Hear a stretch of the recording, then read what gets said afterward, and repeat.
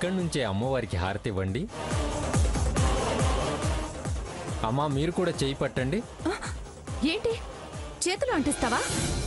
అవునమ్మా, అమ్మవారి హారతి చేతులు కాలవు. అదే అమ్మవారి మహిమ. వద్దు, నేను హారతి ఇవ్వను. కాలవంటున్నాడుగా. పైగా తమరు మహా గుణవంతురాలు, నీతివంతురాలు. నీకు అస్సలు కాలవు. ఏంటి, విక్రింప కాదు, ఎంకరేజ్మెంట్. చూడమ్మాయి, హారతి ఇవ్వకుండా అగ్నిగుండంలో కాలు పెడితే అడుగు ముందుకేయలేవు. కాళ్ళు కాలి బొబ్బలై బతుకంతా నడవలేవు. బతుకు ముందుకు సాగదు. హారతిచ్చి బయలుదేరితేనే అగ్నిగుండంలో నడక ముందుకు సాగుతుంది. చేతుల్లో కర్పూరం కాలదు, చేయి పట్టు. అదేమిటి హారతి, ఆయన ఎంతగా చెప్తుంటే చేతులు వెనక్కి పెట్టుకుంటానేమిటి? చేతులు చాచు.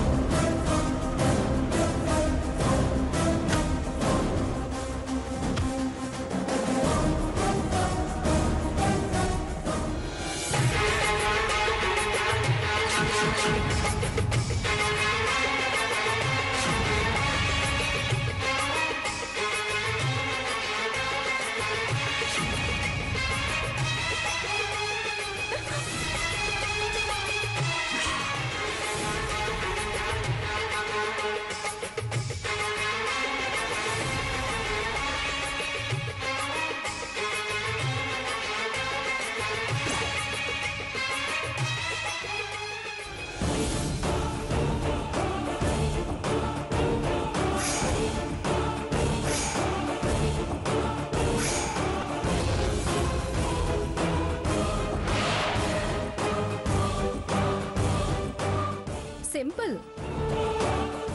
అలాగే అగ్నిగుండం మీద నువ్వు నడిచావనుకో, నీకేమీ కాదు.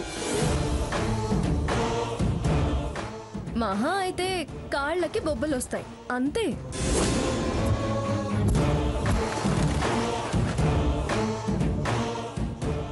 బాబు, ముందు నువ్వు వెళ్ళు. అమ్మాయి అటు వచ్చాక అమ్మవారి బొట్టు పెట్టి అమ్మాయి మెడలో దండ వెయ్యాలి.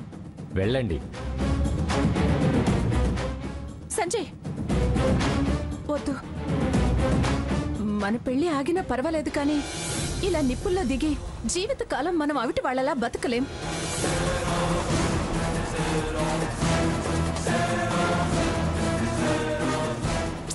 ఇప్పుడు ఇదంతా అవసరమా?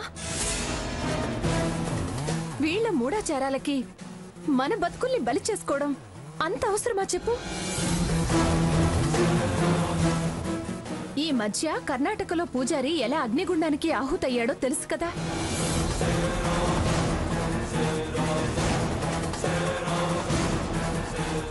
వద్దు సంజయ్, మనం కావాలని ప్రమాదంలో పడొద్దు. ఇంత సాహసం చేసి ప్రాణాల మీదకి తెచ్చుకోవద్దు. వద్దు హారతి, పిరికి మాటలు మాట్లాడి నన్ను వెనక్కి లాగొద్దు.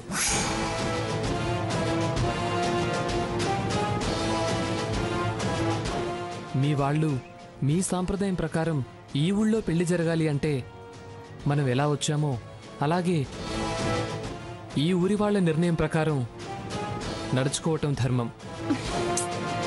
ఇప్పుడు ఇందులో దిగితే రేపు ధర్మం బాబు, ధర్మం ప్రభు అని ముష్టి అడుక్కుని బతకాలి. అంతదాకా రాదు. ఎదురుగా అమ్మవారున్నారు.